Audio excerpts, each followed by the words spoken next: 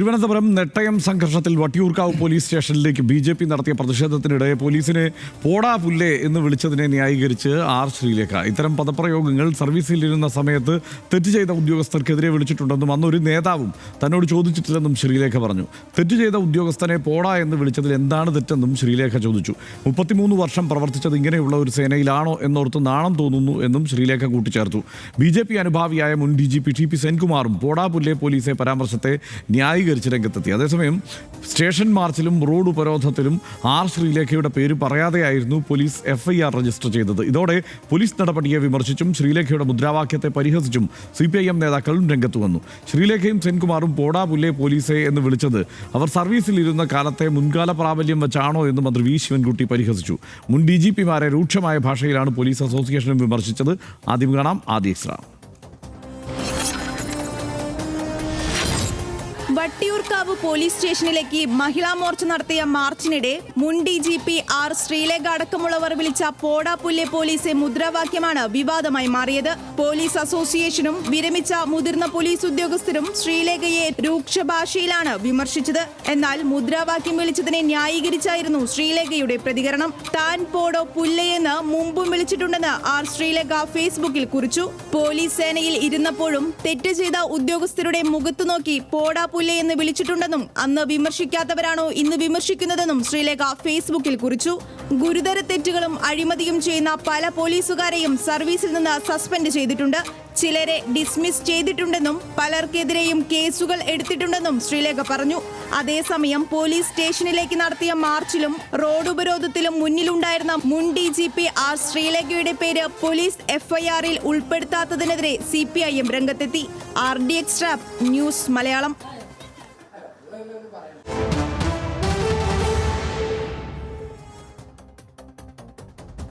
Vattiyoorkavu police സ്റ്റേഷന് മുന്നിൽ മഹിളാ മോർച്ച പ്രവർത്തകർ നടത്തിയ പ്രതിഷേധ ധർണയിലാണ് മുൻ DGP ആർ ശ്രീലേഖയുടെ നേതൃത്വത്തിൽ പോടാ പുല്ലേ പോലീസെ മുദ്രാവാക്യം വിളിച്ചത്. നെട്ടയത്ത് BJP CPIM സംഘർഷത്തെ തുടർന്ന് അറസ്റ്റിലായ BJP പ്രവർത്തകരെ മർദ്ദിച്ച പോലീസ് ഉദ്യോഗസ്ഥർക്കെതിരെ നടപടി വേണമെന്നാവശ്യപ്പെട്ടായിരുന്നു ധർണ. ആ ദൃശ്യങ്ങൾ കൂടി കാണാം.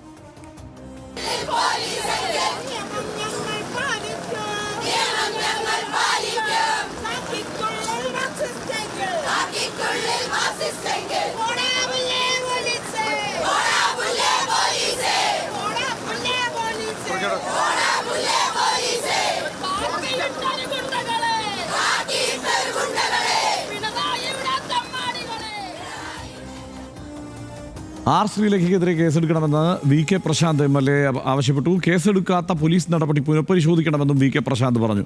വിരമിച്ച ആളുകളുടെ ഉത്തരവാണോ കമ്മീഷണർ നടപ്പാക്കേണ്ടതെന്നും VK പ്രശാന്ത് ചോദിച്ചു. അദ്ദേഹം ആ സ്ഥാനത്തിന് യോഗ്യനായ ആളായി കരുതുന്നില്ല എന്നും VK പ്രശാന്ത് പറഞ്ഞു. 50-ലധികം പേർക്കെതിരെ കേസെടുക്കുമ്പോൾ ഉദ്ഘാടനം ചെയ്ത ആളുകൾക്കെതിരെ കേസില്ല എന്ന് പറഞ്ഞു കഴിഞ്ഞാൽ അത് പോലീസ് പുനഃപരിശോധിക്കേണ്ട ഒരു കാര്യമാണ്. അപ്പോൾ കമ്മീഷണർ ഇങ്ങനെ വിരമിച്ച ആൾക്കാരുടെ ഉത്തരവാണോ നടപ്പാക്കുന്നതെന്ന് അറിഞ്ഞാൽ കൊള്ളാം. അപ്പോൾ അദ്ദേഹം ഈ സ്ഥാനത്തിന് യോഗ്യനായിട്ടുള്ള ഒരാളായിട്ട് ഞാൻ കാണുന്നില്ല. കാരണം തിരുവനന്തപുരം പോലുള്ളൊരു നഗരത്തിൽ ക്രമസമാധാനം പാലിക്കേണ്ട ഉത്തരവാദിത്വം എല്ലാവർക്കും ഉണ്ട്. അപ്പോൾ ആ ഉത്തരവാദിത്വം പോലീസ് കമ്മീഷണർ അടക്കമുള്ള ആളുകൾ നിർവഹിക്കണം. ആർ ശ്രീലേഖയും TP സെൻകുമാറും പോടാ പുല്ലേ പോലീസെ എന്ന് വിളിച്ചത് അവർ സർവീസിലിരുന്ന കാലത്തെ മുൻകാല പ്രാബല്യം വെച്ചാണോ എന്ന് മന്ത്രി വി ശിവൻകുട്ടി ചോദിച്ചു. കമ്മീഷണറെ ഭീഷണിപ്പെടുത്തി അതിൻ്റെ സ്ക്രീൻഷോട്ട് സ്റ്റാറ്റസ് ഇടാൻ ആരാണ് ആർ ശ്രീലേഖയ്ക്ക് അധികാരം കൊടുത്തതെന്നും ശിവൻകുട്ടി ചോദിച്ചു. TP സെൻകുമാർ, ആർ ശ്രീക എന്നീ 2 മുൻ DGP-മാർ പോടാ പുല്ലേ പോലീസെ എന്ന് വിളിച്ചത് അവർ സർവീസിലിരിക്കുന്ന കാലത്തെ അടക്കമുള്ള മുൻകൂർ പ്രാബല്യത്തോടെയാണോ എന്ന് വ്യക്തമാക്കേണ്ടതാണ്. തിരുവനന്തപുരം സിറ്റി പോലീസ് കമ്മീഷണറെ ഭീഷണിപ്പെടുത്തി ശാസ്തമംഗലം കൗൺസിലർ വാട്സാപ്പ് സന്ദേശം അയക്കുകയും ഇതിൻ്റെ സ്ക്രീൻ ഷോട്ട് എടുത്ത് ഫേസ്ബുക്കിൽ പോസ്റ്റ് ചെയ്യുകയുണ്ടായി. ഇന്നലെ വരെ പ്രോട്ടോകോൾ പ്രകാരം ബഹുമാനിച്ചിരുന്ന വ്യക്തികളെ ഇന്നിപ്പോൾ വായിൽ തോന്നിയത് എന്തും വിളിച്ചു പറയാനുള്ള മാനസികാവസ്ഥയിലേക്ക് ഇവരെ എത്തിച്ചത് BJP-യാണ്.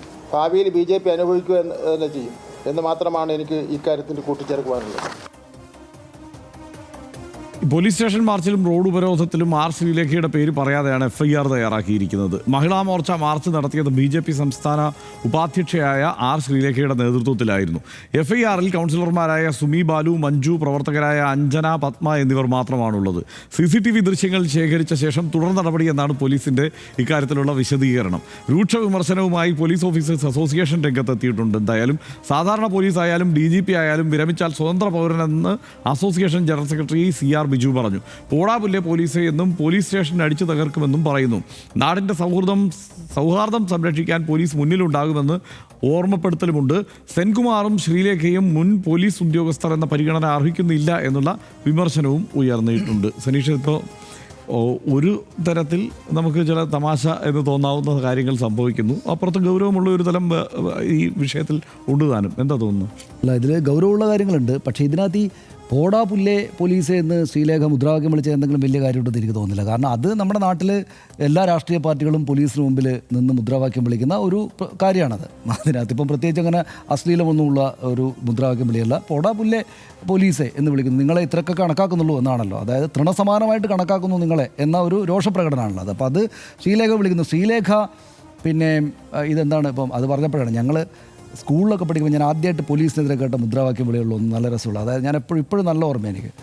പോലീസിൻ്റെ മൊട്ടത്തലയിൽ ചീരത്തണ്ട് മുളപ്പിക്കും, ഇതാണൊരു മുദ്രാവാക്യം. അതായത് പോലീസിൻ്റെ മൊട്ടത്തലയിൽ ചീരത്തണ്ട് മുളപ്പിക്കും എന്നുള്ള മുദ്രാവാക്യത്തിൽ ആ ഒരു കാവ്യ ഭംഗിയുണ്ടല്ലോ, അതിൻ്റെ ആ ഒരു ഇമേജറി അത് എനിക്ക് ഇത്രയും കാലത്തിന് ശേഷവും അത് എനിക്ക് തോന്നുന്നു. ഞാൻ സ്കൂൾ സ്കൂളിൽ ഒക്കെ ഇലക്ഷനൊക്കെ നടക്കുന്ന സമയമുണ്ടല്ലോ പണ്ട്, ആ സമയത്തെങ്ങാനോ വന്നതാണ്. പിന്നീട് കോളേജ് കാലത്തൊന്നും അങ്ങനെ അത് കേട്ടിട്ടില്ല, പക്ഷേ അന്ന് കേട്ടതുകൊണ്ടത് മനസ്സിലുണ്ട്. അപ്പോൾ പോലീസിനെതിരെ മുദ്രാവാക്യം വിളിക്കുക എന്നുള്ളത് എല്ലാ കാലത്തും എല്ലാ രാഷ്ട്രീയ പാർട്ടികളും ചെയ്യുന്നതാണ്. അതിനകത്ത് പ്രധാനപ്പെട്ട ഒരു കോമ്പണൻ്റാണ് ഈ പോടാ പുല്ലേ പോലീസ്. പ്രത്യേകിച്ചും അത് ഈ വിദ്യാർത്ഥി യുവജന സമരക്കാരാണ് അത് പ്രധാനമായിട്ടും വിളിക്കുക. KSUക്കാരും SFIക്കാരും പിന്നെ ABVPക്കാരും DYFIക്കാരും യുവമോർച്ചക്കാരും യൂത്ത് കോൺഗ്രസ്സുകാരും ഒക്കെയാണ് അത് വിളിക്കുക. അപ്പോൾ സത്യത്തിൽ റിട്ടയർമെൻറ്റിന് ശേഷം ശ്രീലേഖ എന്ന് പറയുന്ന മുൻ ഉദ്യോഗസ്ഥ ചെറുപ്പത്തിലേക്ക് വന്നു, അവർ യൗവനത്തിൻ്റെ ഊർജ്ജത്തിലേക്ക് വന്ന് രാഷ്ട്രീയമായിട്ട് വളരെ ആക്റ്റീവായിട്ട് പെരുമാറുന്നു എന്ന ഒരു കാര്യമായിട്ടാണ് എനിക്ക് തോന്നുന്നത്. പക്ഷേ അതിനകത്തുള്ള ഒരു പ്രശ്നം, ഗൗരവ പ്രശ്നം എന്താണെന്ന് വെച്ചാൽ അതുകൊണ്ട് അവർക്ക് വിളിക്കാൻ പറ്റുന്ന അവരിപ്പോൾ രാഷ്ട്രീയ പ്രവർത്തകയാണ്. അവർ കുറേ കാലം പിന്നെ പോലീസ് ഉദ്യോഗസ്ഥയായിരുന്നു എന്നതുകൊണ്ട് അവർ റിട്ടയർമെൻറ്റിന് ശേഷം രാഷ്ട്രീയക്കാരിയായാൽ രാഷ്ട്രീയക്കാർ ചെയ്യുന്ന എല്ലാ കാര്യങ്ങളും അവർക്ക് ചെയ്യുന്നതിൽ ഒരു തടസ്സമില്ല, അവർക്ക് പോടാ പുല്ലേ എന്ന് വിളിക്കാം. ഇതിപ്പോൾ 10-50 കൊല്ലക്കാലം കോൺഗ്രസിൽ വർക്ക് ചെയ്തിട്ട് പിന്നീട് BJPക്കാരായി മാറിയ ആളുകൾ കോൺഗ്രസിനെതിരെ മുദ്രാവാക്യം വിളിക്കുന്നില്ലേ? അതുപോലെ കണ്ടാൽ മതി. അവരവരുടെ പ്രവർത്തന പദം മാറ്റി അവർ രാഷ്ട്രീയത്തിലേക്ക് വന്നു. രാഷ്ട്രീയ പ്രവർത്തനം എന്ന് വെച്ചാൽ ഇതുപോലെ റോഡിൽ നിന്ന് മുദ്രാവാക്യം വിളിക്കേണ്ടതായിട്ട് വരും. ചിലപ്പോൾ പോലീസായിരിക്കും അവർക്കെതിരെയുള്ള ഒരു ഫോഴ്സ്, പോലീസിനെതിരെ മുദ്രാവാക്യം വിളിക്കേണ്ടതായിട്ട് വരും. അപ്പോൾ അത് അവർ പണ്ട് പോലീസുകാരിയായിരുന്നു എന്ന് പറഞ്ഞിട്ട് അവർക്ക് മുദ്രാവാക്യം വിളിക്കാനുള്ള അവകാശമില്ല എന്നൊന്നും പറയാൻ പറ്റില്ല. പക്ഷേ അതിനകത്ത് നേരത്തെ VK പ്രശാന്ത് ചൂണ്ടിക്കാണിച്ചൊരു പ്രശ്നമുണ്ട്. അതായത് അവർ തന്നെ സ്വയം വിചാരിക്കേണ്ടത് ഞാനീ പറഞ്ഞ പോയിൻ്റ് അവർ കൂടെ ആലോചിക്കണം. ഞാനിപ്പോൾ പഴയ പോലെ പോലീസ് ഉദ്യോഗസ്ഥയല്ല, ഞാനൊരു രാഷ്ട്രീയ പ്രവർത്തകയാണ് എന്ന്. പിന്നെ എന്താണ് DGP ഉടനടി നടപടിയെടുക്കൂ എന്നും പറഞ്ഞ് വാട്സപ്പ് മെസ്സേജ് അയക്കാൻ അവർക്ക് ഒരു അവകാശമില്ല. അവർ ചെയ്യേണ്ടത് മുദ്രാവാക്യം വിളിക്കുക, ജനപ്രതിനിധിക്കും രാഷ്ട്രീയ നേതാവിനും അനുവദിച്ച് കിട്ടിയിട്ടുള്ള ജനാധിപത്യപരമായുള്ള അവകാശങ്ങൾ ഉപയോഗിച്ചിട്ട് അവർ വല്ല ഇതും ബോധിപ്പിക്കാനുണ്ടെങ്കിൽ ആ നിലക്ക് ഒരു രാഷ്ട്രീയ പ്രവർത്തകയും ജനപ്രതിനിധിയും ബോധിപ്പിക്കുന്നത് പോലെ രേഖാമൂലമോ മറ്റോ പോലീസിന് കൊടുക്കുക. അതായത് അവിടെ ചെന്ന് മുദ്രാവാക്യം വിളിക്കുമ്പോൾ പിന്നെ BJP നേതാവായിട്ടും ഇങ്ങോട്ട് വന്ന് വാട്സപ്പിൽ മെസ്സേജ് അയക്കുമ്പോൾ ഞാൻ പോലീസ് ഉദ്യോഗസ്ഥയാണ് എന്ന് വിചാരിക്കരുത്. പോലീസ് ഉദ്യോഗസ്ഥയല്ല ശ്രീലേഖ എന്നെ ഹർഷനെ പോലുള്ള വളരെ സാധാരണക്കാരിയായിട്ടുള്ള ഒരാളാണ്. അതവർ മനസ്സിലാക്കിക്കൊള്ളണം. അതായത് രാജീവ് ചന്ദ്രശേഖരനാണ് അവരുടെ പാർട്ടിയുടെ സംസ്ഥാന അധ്യക്ഷൻ, അവരുടെ പാർട്ടിയുടെ മുൻ സംസ്ഥാന അധ്യക്ഷന്മാരുണ്ട്, ഒരുപാട് BJPയുടെ വലിയ നേതാക്കന്മാരുണ്ട്. അതിൽ വളരെ താഴെയുള്ള ഒരു ജനപ്രതിനിധിയാണ് എന്ന വിനയം അവർക്കുള്ളിലുണ്ടാകുന്നത് നല്ലതാണ്. അപ്പോൾ അവർ കുറച്ച് മഴയും ഈ ജലബീരങ്കയെ കൊണ്ട് മുദ്രാവാക്യം വിളിച്ച് കഷ്ടപ്പെട്ട് കുറച്ചുകൂടെ മുകളിലേക്ക് എത്തണം. അവരിപ്പോൾ ഒരു വിദ്യാർത്ഥി യുവജന പ്രസ്ഥാനത്തിൽ നിന്ന് തുടങ്ങുന്ന ഒരു രാഷ്ട്രീയ പ്രവർത്തകയുടെ കാലപരിധിയേ ആയിട്ടുള്ളൂ. അപ്പോൾ അവർ വളരെ നിസ്സാരയായിട്ടുള്ള, അങ്ങനെ പറയുമ്പോൾ അവർക്ക് വിഷമം തോന്നുമായിരിക്കും, പക്ഷേ അവർ വളരെ താഴെ തട്ടിലുള്ള ഒരു രാഷ്ട്രീയ പ്രവർത്തകയാണ്. അവരെക്കാൾ ബഹുമാനിക്കേണ്ടുന്ന BJP നേതാക്കൾ എത്രയോ കേരളത്തിലുണ്ട്. അപ്പോൾ പോടാ പുല്ലേ പോലീസേ എന്ന് വിളിക്കുമ്പോൾ ഞാൻ BJP പ്രവർത്തകയാണല്ലോ, രാഷ്ട്രീയ പ്രവർത്തകയാണല്ലോ, എനിക്കത് വിളിക്കാമല്ലോ എന്ന് വിചാരിക്കുകയും അങ്ങോട്ട് മാറി എന്നിട്ട് DGPക്കും മറ്റുമല്ല, DGPക്ക് എന്നല്ല, വലിയ പോലീസ് ഉദ്യോഗസ്ഥർക്ക് മെസ്സേജ് അയച്ചിട്ട് അങ്ങ് ഉത്തരവിട്ടേക്കാം എന്ന് വിചാരിക്കുന്ന പോലീസ് ഉദ്യോഗസ്ഥയാണ് എന്നും വിചാരിക്കരുത്. ആ കാലം കഴിഞ്ഞു ശ്രീലേഖ മേഡം എന്ന് നാട്ടുകാർ അവരോട് പറയും. ആ കാലം കഴിഞ്ഞു. നിങ്ങൾ മുദ്രാവാക്യമൊക്കെ വിളിച്ച് ജലബീരങ്കികളോട് ഏറ്റുമുട്ടിയിട്ട് രാഷ്ട്രീയ പ്രവർത്തനം നടത്തൂ, എന്നിട്ട് കൂടുതൽ മെച്ചപ്പെട്ട പദവികളിലേക്കൊക്കെ വരൂ എന്ന് പറയാം. ഇപ്പം നിങ്ങൾ നിൽക്കേണ്ടത് അവിടെയാണ്. പോലീസിനെ അങ്ങ് ഭരിച്ചു കളയാം എന്ന് മാഡം വിചാരിക്കരുത് എന്ന് നാട്ടുകാർ അവരോട് പറയും എന്നാണ് എനിക്ക് തോന്നുന്നത്.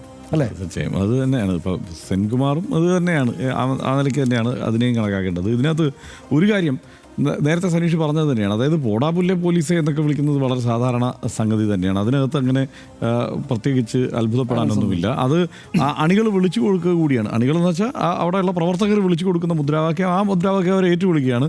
അത് സ്വാഭാവികമായ ഒരു മുദ്രാവാക്യമാണ്. പോലീസിനെതിരെയുള്ള ഒരു പ്രതിഷേധ വേദിയിൽ ഈ മുദ്രാവാക്യം ഉയരുമെന്നുള്ള കാര്യത്തിൽ തർക്കമില്ല.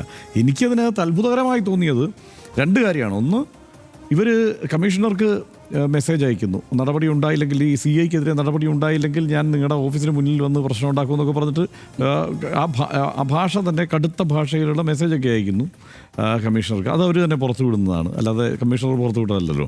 അപ്പോൾ അതവർ പുറത്തു വിടുന്നു. അതിനുശേഷം സംഭവിക്കുന്ന ഒരു കാര്യം, ഈ FIR തയ്യാറാക്കുമ്പോൾ അതിനകത്ത് ശ്രീലേഖയില്ല.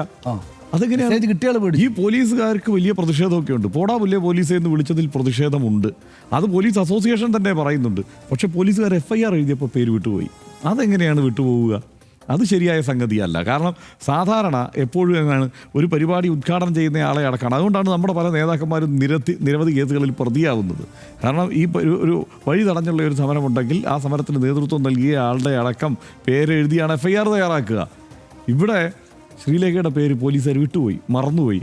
അപ്പോൾ എന്നിട്ടിപ്പോൾ എന്താണെന്ന് വെച്ച് കഴിഞ്ഞാൽ വീഡിയോ പരിശോധിച്ചതിന് ശേഷം ആ പേര് ഉൾപ്പെടുത്തണോ വേണ്ടിയോ എന്ന് ആലോചിക്കും. അതായത് ആ പേരെന്നല്ല, ആരൊക്കെയാണ് ഉള്ളതെന്ന് അറിയണമെങ്കിൽ ഇനി വീഡിയോ പരിശോധിക്കണം അത്രേ. അത് ഭയങ്കര വിചിത്രമായ ഒരു ഏർപ്പാടാണ്. അവർക്ക് ഈ അഞ്ജന എന്നൊക്കെ പേരുള്ള പ്രവർത്തകരെ നേതാക്കളെയൊക്കെ അറിയാം. ശ്രീലേഖ എന്ന് പറഞ്ഞ ആൾ അറിയില്ല, അറിഞ്ഞില്ല, അത് നേതാവായത് അറിഞ്ഞില്ല എന്നുള്ളതാണ്. അപ്പോൾ അതിനകത്ത് എനിക്ക് രസകരമായി തോന്നിയത് വി ശിവൻകുട്ടിയുടെ പ്രതികരണമാണ്. കൗൺസിലർ അവിടെ ബഹളം ഉണ്ടാക്കുന്നു എന്നുള്ള മട്ടിലാണ്. അതായത് അങ്ങനെയാണ് അവരെ കാണേണ്ടത്, മുൻ DGP എന്ന മട്ടിലല്ല എന്നുള്ളത് ആണ്. അതിൻ്റെ സമയം കഴിഞ്ഞു. പക്ഷേ അവരോട് എനിക്ക് ബഹുമാനമുള്ള ഒരു കാര്യമുണ്ട്. അത് വേറൊന്നുമല്ല, പല ഇപ്പം രാജ്യത്തെമ്പാടും നോക്കിയാൽ BJP നേതൃത്വത്തിലേക്ക്, പണ്ട് കോൺഗ്രസും ചെയ്തിരുന്നതാണ്, നേതൃത്വത്തിലേക്ക് ഇത്തരത്തിലുള്ള സിവിൽ സർവീസ് ഉദ്യോഗസ്ഥന്മാരെ പലവരെയും കൊണ്ടുവന്ന് നിർത്താറുണ്ട്. കോൺഗ്രസ് പണ്ട് സ്ഥിരമായി സിവിൽ സർവീസ് ഉദ്യോഗസ്ഥന്മാരെ അവരുടെ ജോലിക്കാലത്ത് തന്നെ അതിൽ നിന്ന് രാജിവെപ്പിച്ച് നേതാക്കന്മാരാക്കിയിട്ടുള്ള ചരിത്രമുണ്ട്, ഒപ്പം നിർത്തിയിട്ടുള്ള ചരിത്രമുണ്ട്. അതുപോലെ BJPയും അവർക്ക് വലിയ വിപുലമായ അധികാര സാധ്യതയുള്ള ഒരു കാലമായതുകൊണ്ട് അവിടെയെല്ലാം പല സ്ഥലത്തും കൊണ്ടുവന്ന് ഇരുത്താൻ കഴിയുന്ന ആളുകളെ അവർ ആ നിലയ്ക്ക് കണ്ടെത്തുന്നുണ്ട്. ഇതിപ്പോൾ ന്യായാധിപന്മാരെ കണ്ടെത്തുന്നുണ്ട്, DGPമാരെ കണ്ടെത്തുന്നുണ്ട്. പക്ഷേ ഇങ്ങനൊരു DGPയെ ഞാൻ വേറെ കണ്ടില്ല. അതായത് റോഡിൽ കിടന്ന് ഈ പോലീസിൻ്റെ ചെളിവെള്ളത്തിൻ്റെ ജലപീരങ്കിയൊക്കെ ഏറ്റ് മുദ്രാവാക്യം വിളിച്ച് പോടാപുല്ലെ പോലീസ് എന്നൊക്കെ വിളിച്ച് സമരം ചെയ്യുന്ന വേറൊരു നേതാവിനെ വേറൊരു DGPയെ ഞാൻ കണ്ടിട്ടുണ്ട്. അവിടെ ഞാനൊന്ന് കൂട്ടിച്ചേർത്തോട്ടെ. എനിക്കും ഹർഷനി പറഞ്ഞ ബഹുമാനം അവരോടുണ്ട്. അതായത് വളരെ താഴെ തട്ടിൽ ഇറങ്ങി നിന്നിട്ട് ഞാൻ നേരത്തെ പറഞ്ഞ പോലെ ഒരു BJP സാധാരണ രാഷ്ട്രീയ പ്രവൃത്തിയായിട്ട് അവർ മുദ്രാവാക്യം വിളിക്കുന്നത്. ആ ബഹുമാനം എനിക്കും അവരോടുണ്ട്. ഒരു കാര്യം കൂടി പറഞ്ഞോട്ടെ, അതേസമയം TP സെൻകുമാറിനെ നോക്കുമ്പോൾ അങ്ങനെയല്ല. TP സെൻകുമാർ ഈ വിടൽസൊക്കെ അടിച്ചിട്ട് ആ പാർട്ടിയുടെ സംസ്ഥാന അധ്യക്ഷനെ തന്നെ തിരുത്തുന്ന ഒരു സൂപ്പർ പാർട്ടി പവറാണ് താൻ എന്ന മട്ടിലാണ് കഴിഞ്ഞ പഴയ പവറിലാണ്. അത് വെച്ച് നോക്കുകയാണെങ്കിൽ താരതമ്യം ചെയ്താൽ ശ്രീലേഖ രാഷ്ട്രീയ പ്രവർത്തകയായിട്ട് ഏറ്റവും താഴെ തട്ടിൽ നിന്ന് ഈ പ്രവർത്തകർക്കൊപ്പം ഇതുപോലുള്ള സമരങ്ങളിൽ മുന്നിൽ നിന്ന് പ്രവർത്തിക്കുന്നു നമ്മൾ കാണണം. സമരത്തിന്റെ കാര്യങ്ങൾ വേറെയാണ്. അതെ, ഇവിടെ തന്നെ സംസ്ഥാനത്ത് തന്നെ വേറെ DGPമാർ വന്നിട്ടുണ്ടല്ലോ. ഇപ്പം TP സെൻകുമാർ വന്നിട്ടുണ്ട്, ജേക്കബ് തോമസ് വന്നിട്ടുണ്ട്, ഇങ്ങനെ പലരും വന്നിട്ടുണ്ട് BJPയിലേക്ക്. അവരാരും ഇങ്ങനെ ഒരു സീനിലേക്ക് അവരെത്തിയിട്ടില്ല. ഇനി അവരാരും ഒരു കൗൺസിലറാകാനായിട്ട് മത്സരിക്കണമെന്ന് പറഞ്ഞാൽ ഒട്ട് മത്സരിക്കുകയുമില്ല. അതിനെല്ലാം ശ്രീലേഖ നിന്നുകൊടുത്തു എന്നുള്ളത് ഒരു ചെറിയ സംഗതിയല്ല. അവർ സാധാരണ പാർട്ടി പ്രവർത്തകയെ പോലെ അതിന് നിന്നു കൊടുത്തു. അതിനകത്ത് അവർക്ക് ചെറിയ ഈർഷ്യയൊക്കെ ഉണ്ട്, അതിലവർ പ്രതിഷേധിക്കുന്നൊക്കെ ഉണ്ട്, അവരാൽ കഴിയുന്ന രീതിയിൽ പ്രതിഷേധിക്കുന്നുണ്ട്. എന്നിട്ടും അവർ ഇതിപ്പോൾ വി കെ പ്രശാന്തിനെതിരെ പോരാടാൻ ഒരു രാഷ്ട്രീയക്കാരിയെ പോലെ അവരുണ്ടായിരുന്നു. അതിനുശേഷം അവർ കൗൺസിലറായിട്ട് മത്സരിക്കാൻ അവർ തയ്യാറായി. കൗൺസിലറായി മത്സരിക്കുന്നതിലൊക്കെ അവർക്ക് വിയോജിപ്പും ചില പ്രശ്നങ്ങളും ഒക്കെ ഉണ്ടെങ്കിലും അതിനെല്ലാം അവരുണ്ടായിരുന്നു. സ്ഥാനാർത്ഥിയായി മത്സരിക്കുമ്പോൾ അവരുടെ പേര് പരാമർശിക്കാത്ത പോയ സാഹചര്യം ഉണ്ടായപ്പോൾ അവർ പ്രതിഷേധിച്ച് വെളിയിലിറങ്ങി പോകുന്ന സാഹചര്യമൊക്കെ ഉണ്ടായി. അതായത് BJPക്കുള്ളിൽ നിന്ന് തന്നെ അവർ വേണ്ട പരിഗണന അവർക്ക് കിട്ടുന്നില്ല എന്നുള്ള തോന്നൽ അവർക്കുള്ളത് പ്രകടമായി തന്നെ നമുക്ക് മനസ്സിലാവുന്നുണ്ട്. പക്ഷേ അവരാവട്ടെ കുറേ കൂടി ആത്മാർത്ഥമായി, സത്യത്തിൽ BJP കുറേ കൂടി കാര്യമായി തന്നെ പരിഗണിക്കേണ്ടതാണ്. കാരണം ആ നിലയ്ക്ക് നോക്കിയാൽ ഏറ്റവും ആത്മാർത്ഥമായി ഒരു സാധാരണ പ്രവർത്തകയെ പോലെ അവർ പെരുമാറുന്നുണ്ട്. എന്ന് വെച്ച് പോലീസ് FIRൽ പേരെഴുതാതെ ഇരിക്കരുത്. അതാണ് അതിൻ്റെ പ്രശ്നം. പോലീസ് FIRൽ നിന്ന് പേരൊഴിവാക്കിയിരിക്കുന്നു. ഇനി ഈ കേസിൻ്റെ മെറിറ്റിലേക്ക് വന്നു കഴിഞ്ഞാൽ കാര്യങ്ങൾ കൂടി സാധാരണ ഒരു രാഷ്ട്രീയ പ്രവർത്തകയായിട്ട് സാധാരണക്കാരിയായിട്ട് ഇടപെടാൻ അവർ കാണിക്കുന്ന ആത്മാർത്ഥതയെ പോലീസ് മാനിക്കണം. അവരൊരു സാധാരണക്കാരിയായിട്ട് പരിഗണിച്ചിട്ട് പേരെഴുതി വെക്കണം. അതെ അവിടെ DGP മുൻ DGP ആണല്ലോ, നമ്മുടെ പഴയ മാഡം ആണല്ലോ, അതുകൊണ്ട് എഴുതണ്ട എന്ന് തീരുമാനിക്കരുത്. അതിന് വീഡിയോ കാണാൻ നിൽക്കരുത് പോലീസ്. പിന്നെ ഒരു കാര്യം, ഈ കേസിൻ്റെ മെറിറ്റിലേക്ക് വന്നു കഴിഞ്ഞാൽ അതിനകത്ത് യഥാർത്ഥത്തിൽ അതൊരു വഴിത്തർക്കം, ആ വഴിത്തർക്കം വളർന്ന് അടുത്ത ഘട്ടത്തിലേക്ക് കിടക്കുന്നു. ബന്ധുക്കളിലും അല്ലെങ്കിൽ അയൽപക്കക്കാർ തമ്മിലുള്ള ഒരു തർക്കം ആ നിലയ്ക്ക് സംഭവിക്കുന്ന ഒരു സംഗതിയാണ്. അതിനെ ഈ തലത്തിലേക്ക് വളർത്തിയതിൽ അവിടുത്തെ പ്രാദേശിക BJP പ്രവർത്തകർക്ക് വലിയ പങ്കുണ്ട്. കാരണം ഒരു BJP നേതാവ് ഒരു പക്ഷത്തുള്ളപ്പോൾ അയാൾക്കൊപ്പം ബാക്കിയുള്ളവർ അണിനിരക്കുന്നു. ഈ കേസിൽ പ്രതികളായിട്ടുള്ള ആളുകളെല്ലാം ഇതിന് തൊട്ട് മുമ്പ് അഭിജിത്ത് എന്ന് പറയുന്ന ഒരു ദളിത് യുവാവിനെ മർദ്ദിച്ച് അയാളുടെ നാക്ക് കുത്തി മുറിച്ച കേസിൽ പ്രതികളായിട്ടുള്ള ആളുകൾ കൂടിയാണ്. അപ്പോൾ അവിടെ ആ നിലയ്ക്ക് ഒരു സംഗതി രൂപപ്പെട്ടിരിക്കുന്നു എന്നും ആ നിലയ്ക്ക് ഒരു എന്താണ് അക്രമ സംഭവങ്ങൾ തുടർച്ചയായി അരങ്ങേറുന്ന തരത്തിലേക്ക് ആ പ്രദേശത്തെ പ്രവർത്തകരുടെ ഇടപെടൽ മാറിയിരിക്കുന്നു എന്നൊക്കെയുള്ള ആരോപണം അവിടുത്തെ ദളിത് പ്രവർത്തകർക്കുണ്ട്. അങ്ങനെ ഒരു ആരോപണം നിലനിൽക്കുന്നുണ്ട്. അപ്പോൾ അതേ ആളുകൾ തന്നെ, അതായത് ഇത് ആദ്യമായല്ല ഈ പ്രതികളെ പിടിച്ചതാണല്ലോ പ്രശ്നം. ഈ കേസിൽ ഉൾപ്പെട്ടിരിക്കുന്ന പ്രതികൾ ആദ്യമായി ഒരു കേസിൽ ഉൾപ്പെടുന്നവരല്ല. ഇതുപോലെ അങ്ങേയറ്റം കൊടിയ ക്രൂരമായ ആക്രമണം നടത്തിയിട്ടുള്ളവർ തന്നെയാണ്. ആ രാത്രി അവിടെ പോലീസിന് നേരെ നടന്ന ആക്രമണം നമ്മളെല്ലാവരും കണ്ടതാണ്. ആ ബിനു എന്ന് പറയുന്ന പോലീസുകാരൻ്റെ തലയൊക്കെ അടിച്ച് പിളർന്നു വെച്ചിരിക്കുന്നത് നമ്മൾ കണ്ടതാണ്. സ്വാഭാവികമായിട്ടും പോലീസ് ഇടപെടും. അവിടെ പ്രാദേശികമായി നടന്ന ഒരു സംഭവത്തിൽ BJP പ്രവർത്തകർ പോലീസിനെ ആക്രമിച്ചിട്ടുണ്ട് എന്നുള്ളതൊരു വസ്തുതയാണ് നമുക്ക് മുന്നിലുള്ളത്. അവിടെ ഹർഷ, അതായത് നമ്മൾ ശ്രീലേഖയുടെ പേര് വന്നില്ല എന്ന കാര്യത്തിൽ പോലീസിനോട് നമുക്കൊരു വിമർശമുള്ളപ്പോൾ തന്നെ ഈ കേസിലെ പോലീസിന്റെ ഇടപെടൽ മികച്ചതായിരുന്നു. അതാണ് നമ്മൾ പറയുന്നത്. പോലീസിനെ അഭിനന്ദിക്കേണ്ടി വരും. അതാണ് അതായത് പോലീസിനെ ആ നിലയ്ക്ക് ആക്രമിക്കുന്നു. പോലീസ് സാധാരണ എങ്ങനെയാണ് ഇങ്ങനെ പോലീസിനെ ആക്രമിച്ച പ്രതികൾക്ക് രക്ഷപ്പെടാവുന്ന ഏറ്റവും എളുപ്പമുള്ള മാർഗം എന്ന മട്ടിലാണ് ആ അമ്പലത്തിനകത്ത് കയറി ഒളിക്കുന്നത്, ക്ഷേത്രത്തിൽ കയറി ഒളിക്കുകയാണ്. അപ്പോൾ പിന്നെ അങ്ങനെ ഒരു സാഹചര്യം ഉണ്ടായാൽ വിശ്വാസവും മറ്റ് പലതുമൊക്കെ അതിനകത്ത് പ്രശ്നമായി വരും. പക്ഷേ പോലീസ് ശക്തമായ നടപടി സ്വീകരിച്ചു. ആ CIയുടെ നേതൃത്വത്തിൽ തന്നെയാണ് ശക്തമായ നടപടി സ്വീകരിച്ചു. ഇവരെ അറസ്റ്റ് ചെയ്തപ്പോൾ മർദ്ദനം ഉണ്ടായിട്ടുണ്ടാവും, ആ കാര്യത്തിൽ തർക്കമില്ല. അത് വേറെ അന്വേഷിക്കണം. അങ്ങനെ ഉണ്ടായിട്ടുണ്ടെങ്കിൽ അത് വേറെ അന്വേഷിക്കണം. കാരണം ഇനിയിപ്പോൾ അവർ ബലപ്രയോഗം നടത്തിയിട്ടില്ല എന്ന് നമുക്ക് എങ്ങനെ പറയാൻ കഴിയും? ഈ പറയുന്ന കാരണം അവർ ഈ പോലീസിൻ്റെ തലയടിച്ച് പൊളിച്ചവരാണ്. ഇതിനു മുമ്പ് ഈ അഭിജിത്ത് എന്ന് പറയുന്ന യുവാവിനെ ആക്രമിച്ചിട്ടുള്ള ആളുകളാണ്. അപ്പോൾ ആ നിലയ്ക്ക് അവരെ അറസ്റ്റ് ചെയ്യുന്ന സാഹചര്യം, അതായത് ധൈര്യത്തോടെ ഇനിയിപ്പോൾ ആ നിലയ്ക്ക് മതപരമായ കാര്യങ്ങൾ പറഞ്ഞ് ഇതിനെ പ്രതിരോധിക്കാൻ ശ്രമിച്ചാൽ പോലും അതിനെ, അല്ലെങ്കിൽ വിശ്വാസപരമായ കാര്യങ്ങൾ പറഞ്ഞ് പ്രതിരോധിക്കാൻ ശ്രമിച്ചാൽ പോലും അതിന് വഴങ്ങില്ല എന്ന് തീരുമാനിച്ച് പോലീസ് ധൈര്യത്തോടെ ഒരു ആക്ഷൻ എടുത്തതാണ്. അത് ആ ആക്ഷൻ അവിടെ സംഭവിച്ചതിന് ശേഷമാണ് ഈ പ്രതിഷേധം ഉണ്ടാകുന്നത്. പോലീസ് പ്രതികാര സ്വഭാവത്തോടെ തന്നെ ചിലപ്പോൾ പെരുമാറിയിട്ടുണ്ടാവാം. അത് വേറെ അന്വേഷിക്കണം. അങ്ങനെ പെരുമാറാൻ പാടില്ല, അത് വേറെ അന്വേഷിക്കണം. പോലീസ് അവരുടെ കർത്തവ്യം നിർവഹിക്കുകയാണ് വേണ്ടത്. പക്ഷേ പോലീസിനെ ഭീകരമായി ആക്രമിച്ചിട്ടുണ്ട് അവിടുത്തെ BJP പ്രവർത്തകർ എന്നുള്ള കാര്യത്തിൽ തർക്കമൊന്നുമില്ല. അത് നമുക്ക് തെളിവായി നമുക്ക് മുന്നിൽ ആ കാര്യങ്ങളെല്ലാം ഉണ്ട്. അപ്പോൾ ആ നടപടി പോലീസ് സ്വീകരിച്ചു. ഇനി എന്താണ് പോലീസ് സംഭവിക്കുന്നത്? നമുക്കിപ്പോൾ ഈ വിഷയത്തിൽ പോലീസിനെ, ഇല്ലെങ്കിൽ പോലീസ് ഉന്നതരെ സംശയിക്കാവുന്ന സാഹചര്യം ഉണ്ടാകുന്നതിന് വേറൊരു കാര്യം കൂടിയുണ്ട്. എന്താണ്? അവിടുത്തെ സ്റ്റേഷൻ ഹൗസ് ഓഫീസർ അവധിയിൽ പോയിരിക്കുന്നു എന്നുള്ള വാർത്ത ഏറ്റവും ഒടുവിൽ ഞാൻ കണ്ടത്. അതായത് അതിനോടാണ് വട്ടിയൂർക്കാവ് MLA പ്രതികരിച്ചതും, VK പ്രശാന്ത് പ്രതികരിച്ചതും അതിനോടാണ്. കാരണം പോലീസ് ആരെയാണ് അനുസരിക്കുന്നത്? ഈ പറയുന്ന DGPയെ ആണോ, മുൻ DGP R ശ്രീലേഖയെ ആണോ എന്നുള്ള ചോദ്യം സ്വാഭാവികമായിട്ട് ഉയരും. കാരണം ഒന്ന്, അവരുടെ പേര് FIRൽ ചേർത്തിട്ടില്ല. രണ്ട്, അവരാവശ്യപ്പെട്ട പ്രകാരം, ആരോട്? കമ്മീഷണർക്ക് മെസ്സേജ് അയച്ച് ആവശ്യപ്പെട്ട പ്രകാരമുള്ള നടപടികളിലേക്ക് പോലീസ് കടക്കുകയാണ്. അപ്പോൾ ഇവരുടെ ഈ പറയുന്ന പോലീസ് അസോസിയേഷനും റിട്ടയർ ചെയ്ത പോലീസുകാരും ഒക്കെ ശക്തമായി പ്രതിഷേധിച്ചാലും ഇല്ലെങ്കിലും ഈ അവർ പറയുന്നത് പോലെ കുറേ കാര്യങ്ങൾ നടക്കുന്നു എന്നുള്ള പ്രതീതി സൃഷ്ടിക്കാനും അവർക്ക് കഴിഞ്ഞിട്ടുണ്ട്. അപ്പോൾ ഇത് ആ കാര്യത്തിൽ ഗൗരവത്തോടെയുള്ള നിലപാട്, അതായത് ആ ക്ഷേത്രത്തിൽ കയറിയായാലും പോലീസിനെ ആക്രമിച്ച പ്രതികളെ പിടിക്കാൻ കാണിച്ച ആ ധൈര്യം ഈ കാര്യത്തിലും കാണിക്കണം. കേവലം അയൽവാസികൾ തമ്മിലുണ്ടായ ചെറിയൊരു അതിർത്തി തർക്കമാണ് തിരുവനന്തപുരം നെട്ടയത്ത് വലിയ സംഘർഷമായി മാറിയത്. സംഭവത്തിൽ വലിയ തോതിലുള്ള ആക്രമണമാണ് വട്ടിയൂർക്കാവ് SHO ഉൾപ്പെടെയുള്ള പോലീസുകാർക്ക് നേരിടേണ്ടി വന്നതെന്ന് ദൃശ്യങ്ങളിൽ നിന്ന് തന്നെ വ്യക്തമായതാണ്. തലയ്ക്ക് പരിക്കേറ്റ് ചോരയൊലിപ്പിച്ച് നടുറോഡിൽ കിടക്കുന്ന പോലീസുകാരുടെ ദൃശ്യങ്ങളും നമ്മളെ പേടിപ്പെടുത്തുന്നത് തന്നെയായിരുന്നു. വലിയൊരു കലാപത്തിലേക്ക് നീങ്ങിയേക്കാവുന്ന തരത്തിലുള്ള സംഘർഷം ആ രാത്രിയിൽ തന്നെ നിയന്ത്രിക്കാൻ പോലീസിന് സാധിക്കുകയും ചെയ്തു. കേസിൽ പ്രതികളായ BJP പ്രവർത്തകരെ സമീപത്തെ അമ്പലത്തിൽ ഒളിപ്പിച്ച സംഭവം ഒരു തരത്തിലും ന്യായീകരിക്കാൻ കഴിയുന്നതല്ല. പക്ഷേ BJP പ്രവർത്തകർ പോലീസിന് നേരെ ഉയർത്തുന്ന ആരോപണങ്ങളിലും അന്വേഷണം നടത്തണം. വനിതാ പ്രവർത്തകർക്ക് നേരെ മലിനജലം ആണ് ജലപീരങ്കിയിലൂടെ പ്രയോഗിച്ചതെന്ന ആരോപണവും ഗൗരവതരമാണ്. കാരണം അങ്ങനെ പ്രയോഗിക്കാൻ പാടില്ല എന്ന് നേരത്തെ തന്നെ നിർദ്ദേശമുള്ളതാണ്.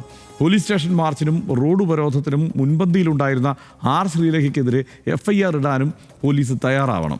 സിവിൽ പോലീസ് ഓഫീസറായാലും DGP ആയാലും സർവീസിൽ നിന്ന് വിരമിച്ചു കഴിഞ്ഞാൽ ഒരു സാധാരണ പൗരൻ എന്നതിലുപരി മറ്റൊരു നിയമപരിരക്ഷയും അവർക്ക് നൽകേണ്ടതില്ല എന്ന് മാത്രം ഈ ഘട്ടത്തിൽ പറഞ്ഞ് അവസാനിപ്പിക്കുന്നു. കേസിനെ പോലീസ് ഇങ്ങനെ ചക്ക കുഴയ്ക്കുന്ന പോലെ കുഴയ്ക്കരുത്.